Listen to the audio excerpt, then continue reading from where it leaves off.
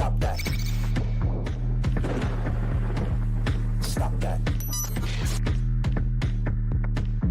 Stop that. I hear him chat from the noise. Move too quick, can't stop for the talking. I hear him chat with the walking. Just too sharp with the prize. White girls gotta tell me I'm awesome, yeah. Hot like fire on the pan. If you wanna touch my please use caution. Cold like 0 degrees. I'm out the cage, gotta let out the beast. Revolutionary, gotta let out the streets. Locked in a cage, I'ma let out the sheets. You can't go one man, forget my peace. You take the west side, take on the east. I'ma put him in the cage, never let out the. I hear him chat to the noise. Move too quick, can't stop for the talking. I hear him chat with the boys. Man so tough, but man's keep walking, yeah. Just too sharp with the prize. White girls better tell me I'm awesome, yeah. Hot like fire on the pan. If you wanna touch my please use caution. Stop that. Stop that. Stop that. You go straight to hell, Virginia basketball. Say hi to Art Briles for me. Just take the last 10 years of Tony Bennett with you. I don't care how many championships you've gotten close to or won. Just get out of here with that style of play. Please get out of here. I know a lot of people have been writing in over the last few days who got upset with our basketball talk. Somebody writes in, anytime they talk basketball, you just have to roll your eyes. The league has never been in a better place talent-wise, and the way they let them play since the All-Star break has increased the intensity of the regular season considerably. I actually agree with you. I am not critical of today's professional basketball. I like it, but people have soured on it. Not me. I enjoy what it is that I am watching, but you cannot tell me that you don't have a discrepancy when you're watching hockey and you see how much those games matter and how much people care, and we're talking about the All-Star game in basketball and how little the basketball players care during the regular season. If you're watching hockey right now, there is not a lack of caring. There's not a load management problem. There's not any of those issues that you have with the customers feeling like the players don't care as much as they do. John Wall doesn't help when he says we're not playing any defense now, and Gilbert Arenas doesn't help when they talk about all of the complaints that they have about basketball, but those complaints are not mine. However, Virginia, go to hell. Have they won a tournament game since winning the national title? I don't believe so. How long did they go last night without scoring? How many real-time minutes? 52 minutes in real time without a single point. Does that include halftime? 13 minutes of game time without a single point. They missed 18 straight shots. I associate Virginia basketball with playing like that, but not playing games in their 40s. I will say, though, Stugotz, before the show, hits me on the back and says, told you to watch out for Colorado State. Yep. And it's true, he did. The Rams out of the Mountain West, Dan. He did tell me that. But also, as soon as the microphones came on, I still heard the echoes of what he said beforehand, which is that he bet Virginia last night. What Stugotz does is he's wrong about everything and right about everything because he just spreads his money and lies and words all over the place and picks everybody so that he can tell somebody that he had that team. I'm still trying to wrap my head around an interaction that I had with Stugotz before the show, right? Where he tried to explain to me that there's a new Rambo coming out. Mm-hmm. You know, Rambo, Last Blood. And Roy and I kind of looked at him weird. We're like, I think that already happened, Stugotz. Nope, definitely new one coming out, bud. I'm like, no. I Google it real quick. Rambo, Last Blood came out 5 years ago. Must have missed it. And he's like, no. That there's a new one. There's a new last blood. And so, like, new blood. After an initial, it's like Rainbow Fresh Blood or something like that. No, it's new blood. After a Google search, I'm like, I go down the rabbit hole and I see what Stugotz saw, which was very clearly a fake trailer made for a new Rambo movie. So all of his Rambo thoughts, which were initially for a movie that was released 5 years ago, and then he reverse engineers the truth, which is a different way of saying lies. And we found out that he ultimately fell for a fake internet trailer. Right. It looked good, though, right? I mean, how did they get him to look 10 years younger? And all those clips from The Expendables. Wow. The part about all Stugotzian things that can be the perpetual game of whack-a-mole, because I saw that interaction, okay? And I saw all of you telling him, Stugotz, we talked about all of this 5 years ago. Like when it was happening, we talked about all of it. But it's sort of like, I don't know if you guys saw Antonio Brown went after Aaron Rodgers and on Twitter, and he says, among other things, and you guys say, I'm the one who's bleeped up. Hashtag CTESPN for some reason. Yeah, he's definitely paying somebody to run his account lately, right? I mean, I wouldn't put it past him that these are his thoughts, but his account seems like someone's running it. Has it improved? Yeah, and he's really leaning into the CTESPN thing. Yeah, branding. Branding? Yeah, it's his brand now. Yeah, that bad? But it recently it seems as though someone else is running this account. The part, and you made me lose my thought there because I hadn't actually considered that Antonio Brown had somebody running that account for him, because it doesn't have It is pretty quick and witty of Antonio Brown to just like fire off. And you think I'm crazy when Aaron Rodgers is in the middle of the news cycle, right? His account is now recently seizing on topics du jour and doing internet things. That's quite the social media account to take over. If you're just like a social media person looking for work, it's like, you? Earn your money. It's the safest one, though, right? Because like, there's nowhere, nothing you can do. There's nowhere to go but up. Exactly right. What if you say something crazy and you get in trouble? Well, it's gonna be on brand. That guy his final act as a professional is taking off his uniform and walking off the field shirtless in the middle of a play. But watching you guys try to corner Stugotz on it when it was all very clear, and the way the lies continued to stack on top of each other, where you're looking things up and he's telling you to look them up and you're looking them up, and then he's saying, no, it's new. I know you guys have it all wrong. And he's just hoping to drown you in fatigue. It's Trumpian. It's just drown you. Like you keep looking things up, and you guys, you keep showing it to him and saying to him, hey, we talked about this, and what I'm telling you is that Stugotz's brain is as fried as Antonio Brown and Aaron Rodgers. Thank you. It's all gone. It's all been used up, and he's winning. And I'll tell you how he's winning. I just looked up at the left-hand corner of my screen. Stugotz has been arguing on behalf in private of Craig Carton here for months, on behalf of Craig Carton deserving a second chance. And I'm looking at my screen, and Craig Carton is up here, and I'm just wondering whether anybody is going to say anything to him about the fact that he reported last week that Mike Williams was going to be a Chief. Is anyone going to say anything to the felonious Craig Carton about he reported as news last week? Well, it seems like you're saying something. But is anyone else going to say something about? No. It doesn't matter? No. So the truth has ceased to matter in any of the endeavors we're partaking in. He took a stab at something. He got it wrong. We move on. He reported it as he reported it. No. Wait a minute. No. That's his attitude, though, and I think there are certain talents that you can just classify it as they took a stab at something. All right. Yeah. What? You're worried about his credibility, are you? It was not reported as a stab, and this is why I'm telling you Stugotz is winning. Like the media is moving over to where Stugotz is. It's not like it's moving away from that. Yes. In keeping, though, with me and Stugotz not knowing whether things on the internet are real or not, I'd like to play this video of this alleged Miami Heat fan, because while I believe, I understand why it is that people throughout the nation would think that this is absolutely a Miami Heat fan, I believe that this is a put-on. I believe that this is an actor. This is not someone that The problem is Miami is replete with people like this. But you tell me whether you think that this can possibly be real. What's up, guys? It's Hard Rock Nick, the Prince of Florida, the face of cryptocurrency, and one of the richest men in the world. I want to remind all you bitch-ass Boston Celtics fans that we here in Miami not only got the best weather, we not only got the best food, we not only got the best, but we're going to do exactly what we did last year, which is take out the number 1 seed Celtics as the number 8 seed Miami Heat. Remember that. Last year, your bitch ass lost in 7 to the 8 seed Miami Heat. This year, we're going to get it done in April.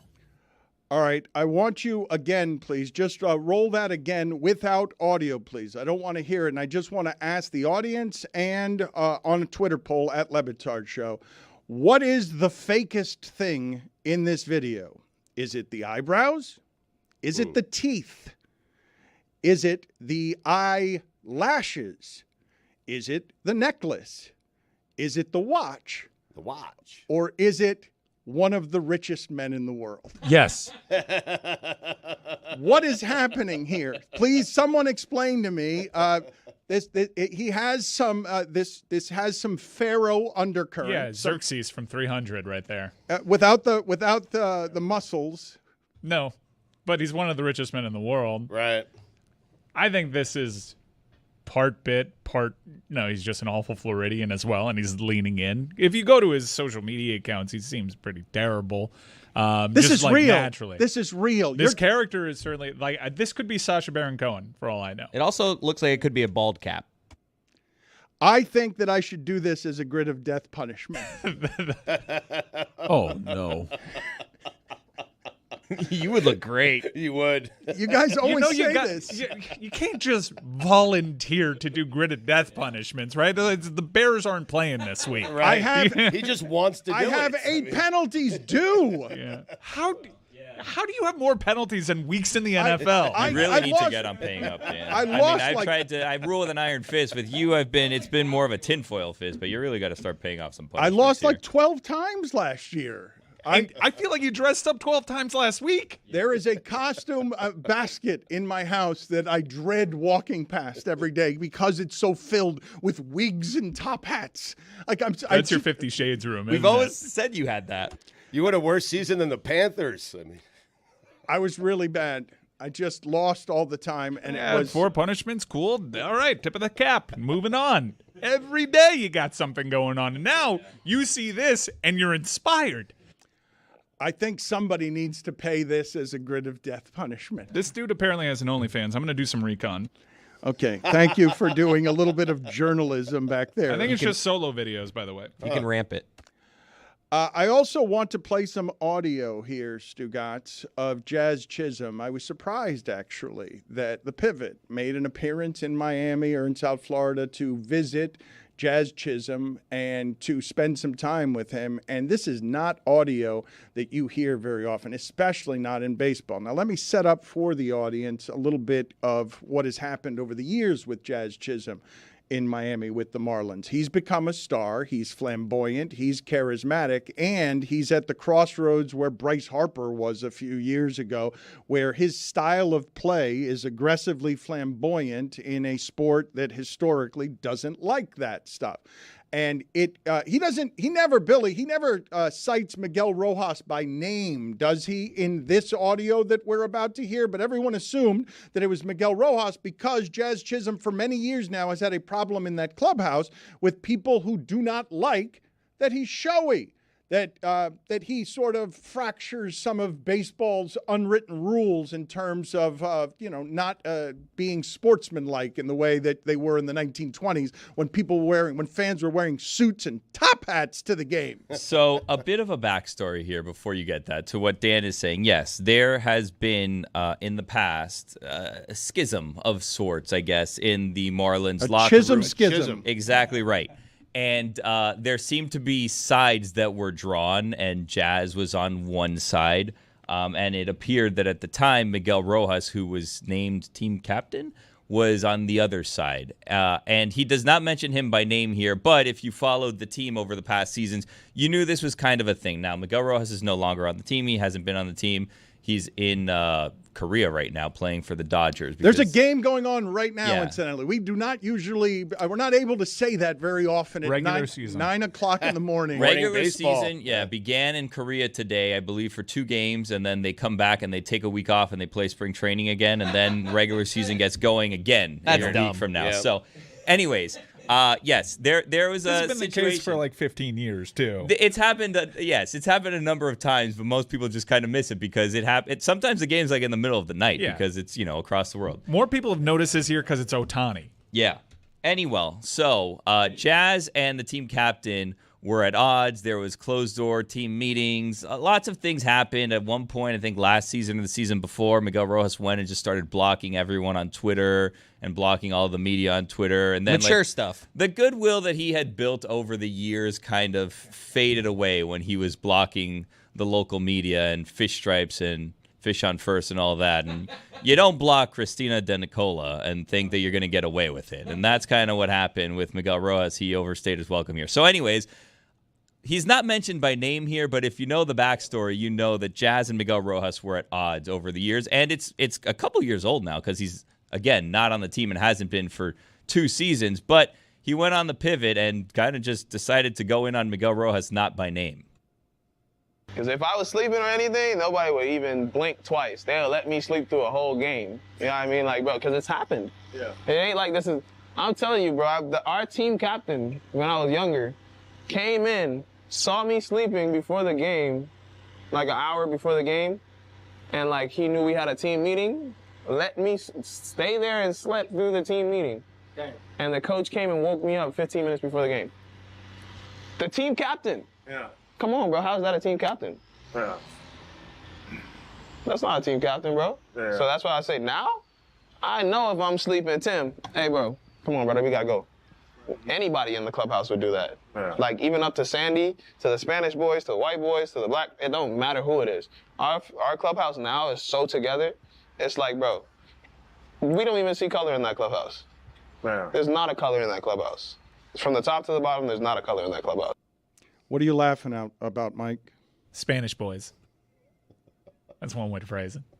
But there was a problem with Jazz Chisholm. I mean, we were talking about this while it was happening, that Jazz Chisholm and Tim Anderson has spoken to this. Like the black guys, when they play flamboyantly sometimes, it gets stomped out in that sport in a way they're not having anymore. Like, this is unusual to do this publicly. It's also a longer clip that he'll go on. I think it was an extensive interview where he'll flat out say, you know, our team captain sucked as a player. He just was not a good player, which you kind of never hear. And he said, you know, for the first years, I worked all my career to get up to major leagues, and you thought this would be the dream. And I was so unhappy. Like, at home, I was happy, but professionally, I was the most unhappy I had ever been.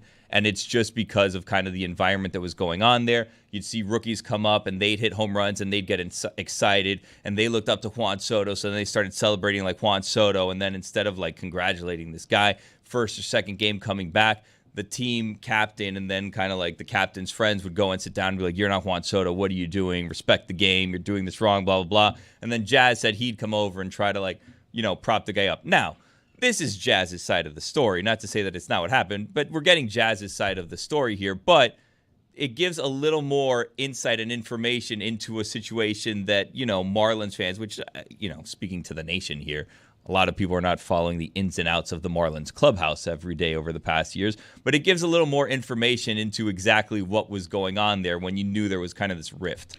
David Samson is going to be on with us shortly, and from what he's done on social media, I'm thinking he's going to side with Miguel Rojas. One of the reasons, though, Stugotz, that this is interesting is because you don't get very often this back and forth where Miguel Rojas is saying to Jazz Chisholm, you don't play the game the right way. And Jazz Chisholm is now retorting with, you don't play the game well.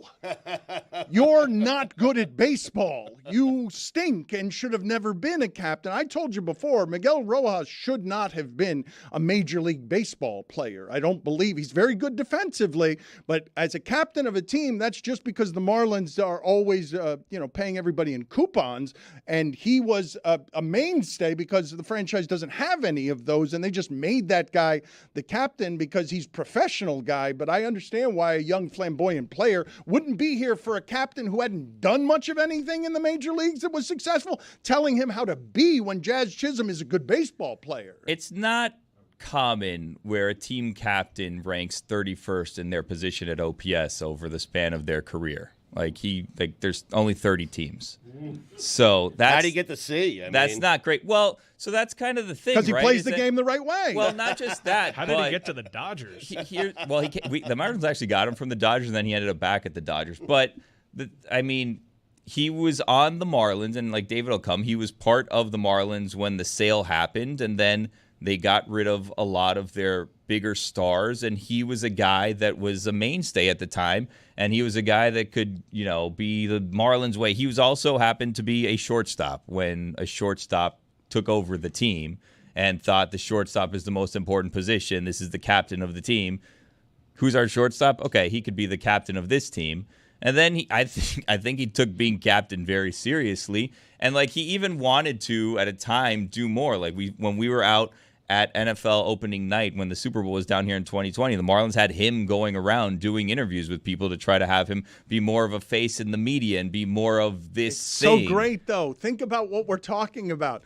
Do you realize Miguel Rojas, who isn't very good as a Major League Baseball player, being captain went to his head? Well, I mean, it's like a high That's school what the kid. sea will do to you, It's a Dan. high school kid. That's kind of where it falls apart is if the person that's supposed to be your team leader is not as good as the people that are supposed to be looking up to him, and then he's going around when those people are succeeding and saying you're not succeeding the right way, and they're like, well, you're not succeeding at all. Shut up. That's how you have kind of a problem, it would seem. Jazz did say that he showed up on day one with like dozens of custom cleats, custom batting gloves. So the only thing, I'm on Jazz's side with this, the only thing I will say in Miguel's defense is who likes the person that shows up on day one of a new job? With like if Jeremy had shown up with like custom headphones and like 12 headphones for 2 weeks, I'd be like, who the fuck is this new guy showing up with all these? So like everybody can relate to the new person showing up at work and being like, this guy thinks he runs the place. Or so, like that's the only perspective I can kind of see where Miguel Rojas is coming from. But Jazz is a top prospect. Like that's just the way it works. In this I business. can see where Miguel And you Rojas. stink at baseball. There's that too. I can see where Miguel Rojas is coming from on one as well, which is just this: if they name me the captain, I'll show them how to captain. Yeah. They've just given me an enormous responsibility. They've got me, who stinks at baseball, wandering around the community selling baseball to people because I'm the captain. But he did. I don't think if you ask him, do you stink at baseball, he believed that he stunk at baseball. No, this is really what's going on with baseball, though, right? Is like you have the different schools of thought on baseball, how you should play the game, how you should respect the game. And like you just had this going on within one team. A lot of times you see teams are kind of aligned and each team has a style. This team had two different styles at the same time. And you had the young up and coming star because like you in complete fairness, like Jazz is not Bryce Harper. Like he's a young and up and coming star, but he hasn't reached that level yet. He has a big ceiling, but he's dealt with injuries. Last year he was injured a number of times.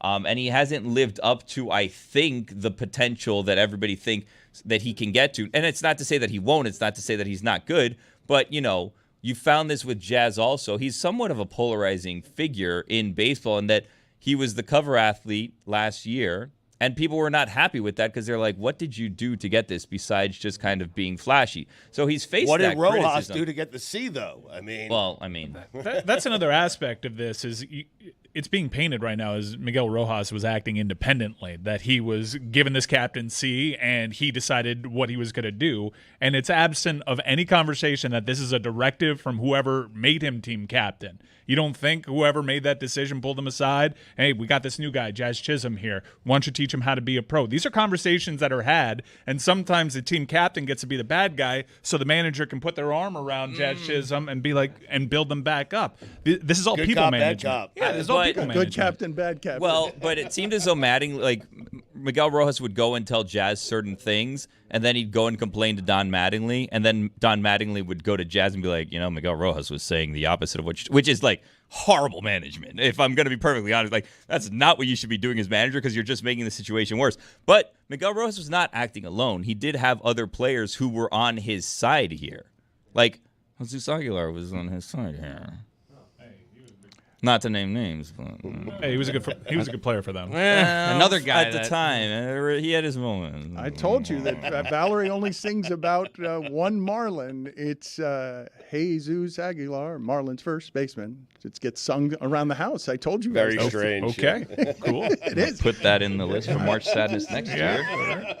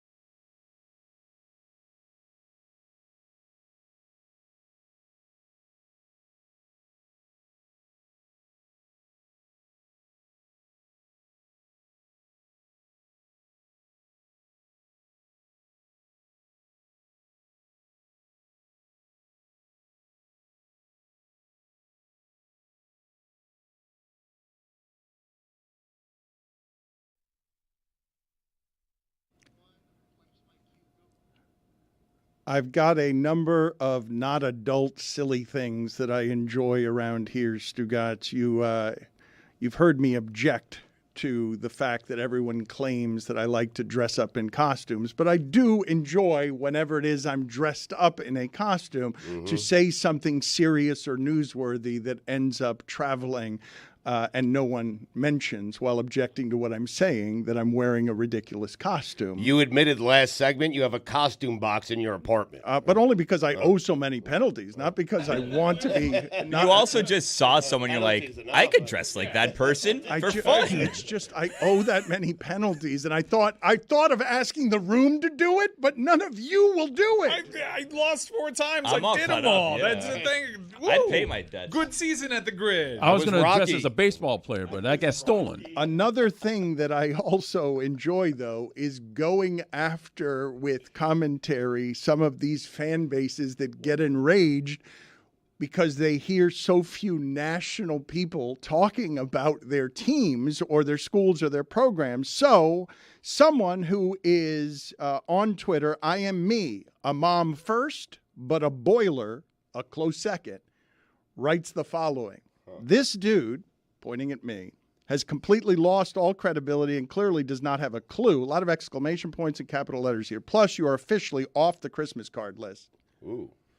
Oh, shit. Zach Eady, use this as motivation and prove all the miserable haters wrong. I'm so sick of all the negativity, disrespect, and nonsense towards Zach. Is there a lot? Because I felt like I was kind of alone on that. What?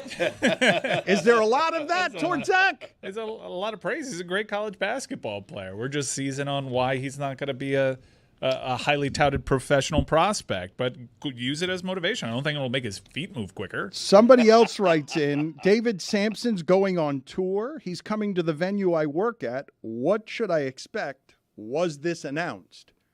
David, was this announced? You're going on tour? It just was now. Exactly how we planned it, Dan. Thank you so much. What happened? You're going on tour?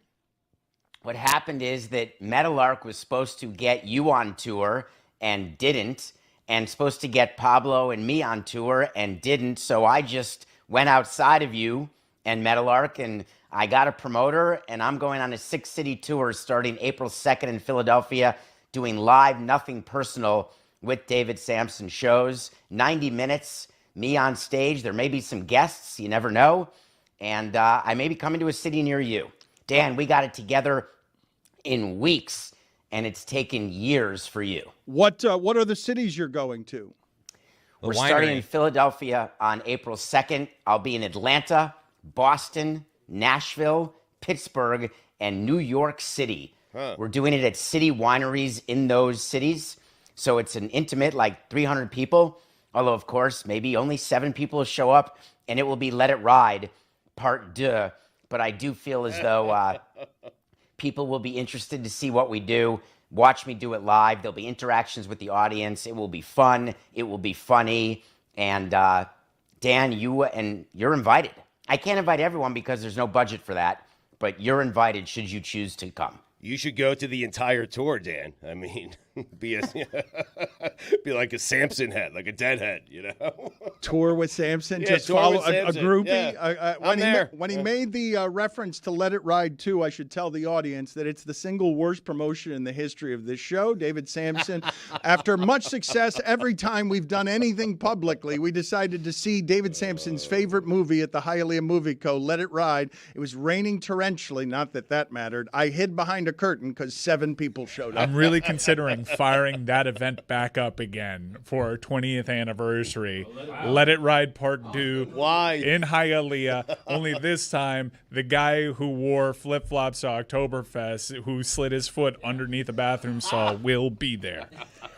But we've made up for it with the Stained Carpet, which was an unadulterated success. So I feel as though the Let It Ride failure's in the rearview mirror. And that's how I'm viewing this tour. I think it will be a success. If it is, we'll go to more cities around the country. But you never know until you try. So Nothing Personal is going live and starting April 2nd in Philadelphia. Is there a place where people can get information on this if they want it? Yes, you can go to davidsamsonpodcast.com. And all the links are there. You can also go to the city winery websites and you can buy tickets there. There's also meet and greets. There's all sorts of fun things that we're doing. There's merch on the merch store of my website, davidsamsonpodcast.com. I couldn't get it approved by your people to do tour merch on your website, but listen, what can I tell you? Aren't you the people? Yeah. Aren't you in charge of the of the merch store? So, no, I was in charge of getting the merch store up and running, and so that all your orders would be fulfilled and that people wouldn't be as angry as they were. But now we've got your people who are doing the designs and putting stuff up, and it's going great. Everybody is going great. People are not complaining, Dan. They're getting your merch. They're wearing your merch, and I'm very happy about that. I've got a lot of questions about baseball and other things, but let's just play some more sound from that Jazz Chisholm interview from the Pivot for David Samson here so that David Samson can react because you just don't hear baseball players doing any of this very often. I was already a team leader without being called a team leader. But the vets, you can't be a team leader when you got guys in the clubhouse that's been in there for 9, 10 years, even though they suck. They've been there for 9, 10 years, and the team calls them the team captain, but, like, they're not a good captain. They're not a good person. You're not even a good athlete at this point. You just here. And you're bringing down the young guys that are supposed to be good. Bro, like, I watched someone get called up to the big leagues, supposed to be, like, top 3 prospects on our team, right? He gets up there, hits a homer. Like, first or second at bat, hits a homer, right? His next at bat, he goes and does the Juan Soto shuffle, right? Like, he's a kid. His favorite player is Juan Soto. He just got to the big leagues. Tell me why he comes in the dugout after, he walks, get around the base, comes in the dugout after.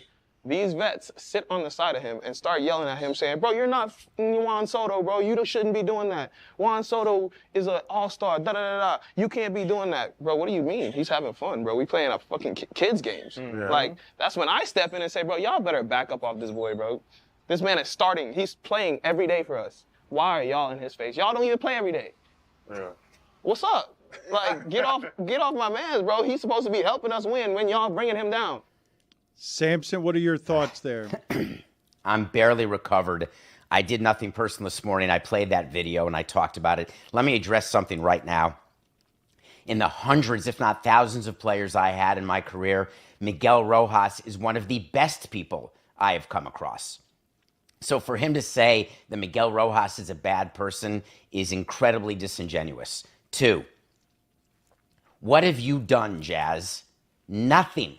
You're not a team leader. You didn't walk in there as a team leader. The only thing that didn't happen to you is you're lucky that Conine and Lowell and some of the other players weren't there when you got there because they would have kicked your ass and that would have been the end of you. It is so unbelievable that he did this, and there will be ramifications. He's not going to walk into spring training today and everyone's going to be all jolly. That is divisive. It's wrong, regardless of your view of Miguel Rojas and his talent on the field. He was named the captain because of the respect that the team has for him and that the league has for him. Jazz, you've never even played 100 games except once. The fact that you were on the cover of the show, thank Uncle Derek. That's the only reason you got that. I'm embarrassed for the Marlins right now. This is the time? Isn't he exactly? Isn't he made the captain at least in part because he's going to do the bidding of all of the company, all of management? Given the position the Marlins were in, Miguel Rojas was going to be like a bridge between players and front office because he was going to be professional. But that tore apart the Seattle Seahawks when they all saw on defense that Russell Wilson was that. Yeah, I would not have named Miguel Rojas the captain. There is no reason that Derek Jeter did that. Not because he wasn't good or not because he wasn't playing every day, because there was no reason for then a captain to be named. But remember, Derek came in and tried to bring the Yankees south, and he's the captain, etc. But there are veterans who police the clubhouse, and they do it because they want you to win the right way. They want you to lose the right way. They want you to play the right way. And it's not that they don't want you to have fun. When you're telling Sanchez, don't be Juan Soto, it's because you're not Juan Soto. You've got to earn that right. And what Chris said earlier in the show is spot on, and that goes on in clubhouses. If a player walks in with 12 pairs of custom cleats or anything like that, or wearing all sorts of stuff, they're put in the corner. You just have to be more humble when you walk in. And it's not about new age versus old age. It's about when you go to your business and you go to a new business, you don't do that. And Jazz did it. David, you say they want him to have fun, but they want him to have fun the way they would have fun. And Jazz wants to have fun the way Jazz has fun. How about we just no one define what my fun is going to be, what my reaction to hitting a home run is going to be. Nobody, not even a captain, especially a captain who is not very good at baseball. He is. Listen, he's a professional baseball player who's still in the big leagues. I know, but David, it's hard to take a guy seriously when he's trying to tell you how to react to you hitting a home run when he himself never hits a home run. I mean, Nolan Arenado of the Cardinals just came out this spring training and said how happy they are to have Matt Carpenter, who's a bench player who can bring leadership and professionalism to that clubhouse. So it's not always about the best player who is the leader in your clubhouse. It's ideal to have that happen, but it doesn't always happen. And I'm not telling players not to have fun. I loved when players had fun. I don't want them to get hurt in their post-game home run celebrations. What happened to Cody Bellinger when he tore his shoulder doing that Giancarlo Stanton elbow thing. But what I want to make sure is that you're not in any way inciting the other team or giving any motivation to the other team or showing up the other team, because that's going to cost us. David, stay there, okay? Because I'm going to come back with some questions that I've got. There's some things in baseball financially that I want to understand what just happened with Blake Snell. Did he really turn down $150 million from the Yankees? Boras did. To get $62 million from the Padres? There it is. Or to get from the Giants, rather? That's something that happened? Okay. So he lost, Boras' client lost $90 million after having a Cy Young season. God bless him. Okay, stay there, and we're going to come back because there's baseball going on right now, Stugots. There's baseball being played, and also the Oakland A's payroll is shocking. It was $17 million higher in 2007. What? And they were cheap then.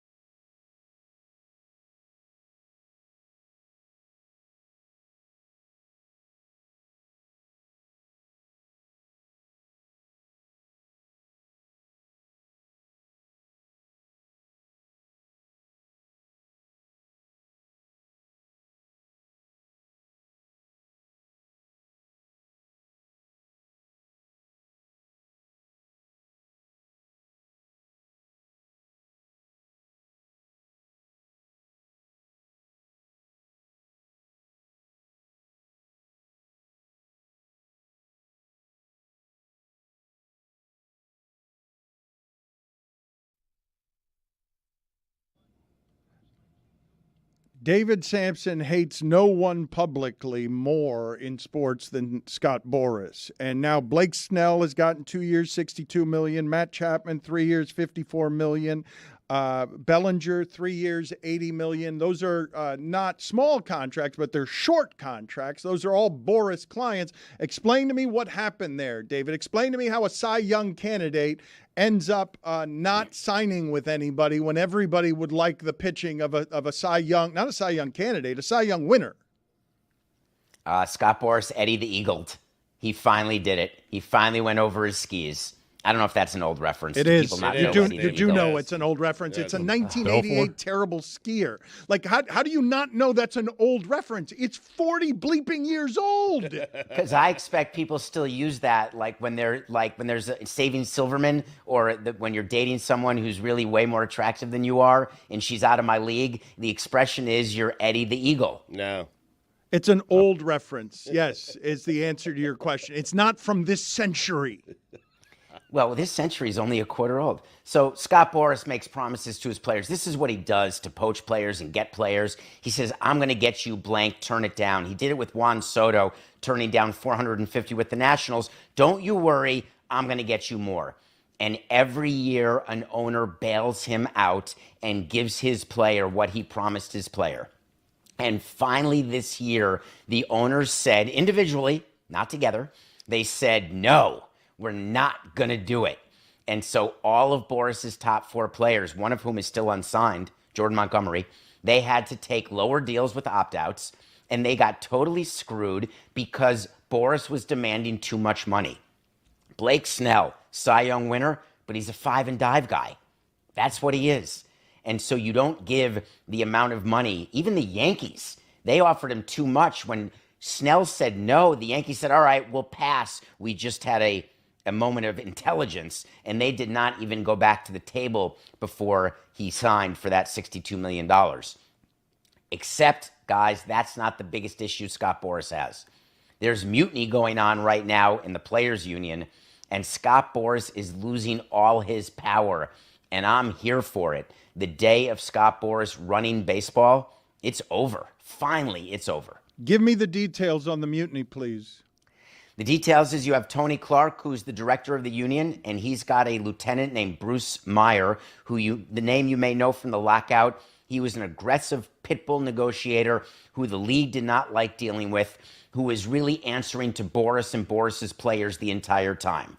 Now you've got another lawyer named Harry Marino, who represented the minor league players, who's making a play to get rid of Mayer, to get rid of Clark, and to remove all of the Boras influence within the union.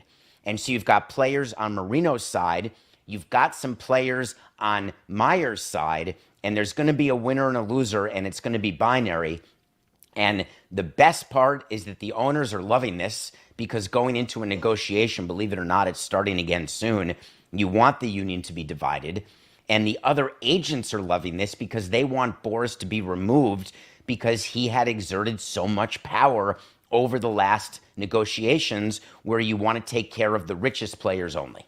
I will tell the audience again that in sports business is covered very, very poorly, and there is no one I've heard doing it better than David Samson is on sports business and nothing personal. That's why he's going on tour. The Carlyle Group explained to me yesterday's news that the Carlyle Group is no longer financing Alex Rodriguez's next payment in their acquisition of the Minnesota Timberwolves. What does that mean? I don't know if you edited your South Beach sessions at all with A-Rod. I don't know if you talked about the Timberwolves transaction, but let me explain this. He made a deal in 2021. This is A-Rod, who's been dying to own a team so badly that he's willing to buy a house in Minnesota, bless his soul. He bought the team at a valuation of $1.5 billion, but he only bought 20% back in 21, and he has to keep giving the owner money to get more shares of the team. Well, he owes about $300 million now by the end of March in order to get the last piece of the transaction to take over as owner of the team, as the general partner of the team. And word came out yesterday that the group that was going to give him his money, because he doesn't have the money, said, no, we're not giving you this money. And so people now think A-Rod's not going to get the team, but they're getting the story wrong. A-Rod is still going to get the Timberwolves. He will still make the payment because he will have to find other money, which he will. But here's the rub. The team was worth $1.5 billion in 21. It's worth about $2 billion now. And A-Rod was trying to keep all that profit for himself. And people are saying, no, A-Rod, you have to share that profit. A-Rod was trying to be David Beckham. Remember David Beckham, who had an option to buy Inter Miami for $25 million, and all of a sudden the team was worth $300 million, and now maybe even $1 billion? A-Rod was trying to do a Beckham, and he got caught. It's not going to happen, but he's still going to be the owner of the Timberwolves. Where is he going to get the money? Will that be easy for him to get? It is. There's a ton of private equity out there. The reason the Carlyle Group fell apart is there was a disagreement over valuation. What that means is that the people want to give A-Rod money, but they want to share in the implicit profits that exist because they're buying at 1.5 for a team that's already worth 2.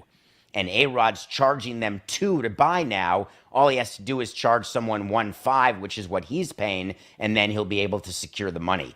The other thing not being reported is you'd think he could just go to a bank and borrow the money because he has an asset that's worth more than what he's paying for it. But when you've hit your credit limit, it doesn't matter what you're buying. It's like normal people, when you're trying to borrow money, if you're out of credit, you can't borrow any more money. Billy, where and how is David Samson represented in our March Sadness tournament, which has been very poorly explained for 2 days?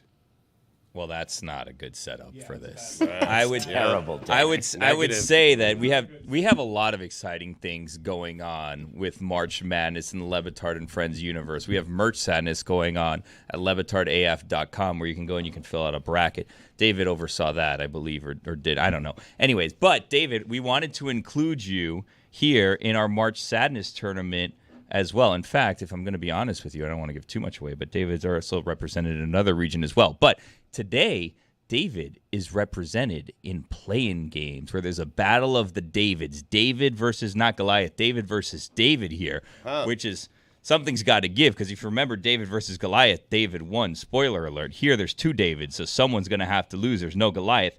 A play-in game of 16 seeds in the club region. What is the theme of this region? This is the club region. I know, but Dan. what does that mean? Why Club is Samson? sounds. Why is, Well, you know, I don't know if you're aware, we brought back the club this year. It had But been why is gone for a Samson number so of years. Cuervo Club. Love that. Samson is strongly I wanted represented. to name the region that, but this is sponsored by another sponsor, so I didn't say the Cuervo Club region. If I'm going to be honest with you. Contextually covered. Yeah, exactly right. Why is You're good. Samson so well represented here? How many sounds from Samson are we going to hear in this tournament? Well, right now this is a play-in for the club region where there's two David Samsons battling it out to be the number 16 seed in this region. Now, here's the thing, David. I don't want you to take offense to this or be insulted by this, because over the years people have been insulted by where it is that their favorite looks like or what have you is ranked. This year, because of fan voting, essentially the rankings don't matter, because you can just vote for a 16 or a 15. It's not weighted. So here's David as two number 16 teams battling it out to get in the big tourney. Well, thank you so much. We love you. We got this. We love you. We've got you. We've all got each other. Let's go right now. 1, 2, 3, Brett. 1, 2, 3, Brett. And that's going to be tough to beat. Yeah. Not as motivational as it probably felt in his heart as he was doing Should we it. listen to it tired. again? We can listen to it again. Right now. Yeah, let's listen to it right now. Well, thank you so much. We love you. We got this. We love you. We've got you. We've all got each other. Let's go right now. 1, 2, 3, Brett. 1, 2, 3, Brett. And He's that got Parkinson's. wait a minute. We That get is it. not We're not relevant. laughing at him. That's We're not not laughing at relevant. him. We're laughing at you, not laughing at him. All right. We're laughing Back at you up. right now. Yes, right now. And you're the one who, when you talk about him, says hello to him with what's shaking, not us. Let's go ahead. David, that's not true. Now you, is now it? you It say is- to yourself, It is true. David. It is what true. David. that David Samson said could beat that clip that we just played. And I give you the competition submission number 2. Go pee-pee. That's number one. Oh, yeah, that's good. Yeah. Why was that? Well, I don't remember the context of go pee-pee. I don't either. Go pee-pee. All right, excellent. Go pee-pee. So a big game today in the Samson Conference of the Cuervo Club Who would you region. vote I for, like David? my chances. Who would you vote for, David? Go pee-pee. Who should win? The reason I'm going to vote for Brett is that I want attention to be brought to try to cure Parkinson's. And go pee-pee is what everybody does every day, sometimes 4 times a night. So I'm not sure that's worthy of advancing. Whereas the let's go 1, 2, 3 Brett is something that's way more meaningful to way more listeners. So I expect that to prevail. Go pee-pee. Although, of course, given the audience and the way you're treating this, Dan, maybe go pee-pee is going to win. Do you, David? You should not be peeing 4 times a night. Like that. Like, get your prostate Are you? checked. Are you really? That's a lot. Yeah. It's a flow problem, not a go problem. Go pee-pee. Merch Madness. What do people need to know there before you review your movie for the week? It's the same problem A-Rod has right now, isn't it? Go to lebatardaf.com right now, fill out a bracket, and if you win, you're going to win really cool prizes, including something from Dan.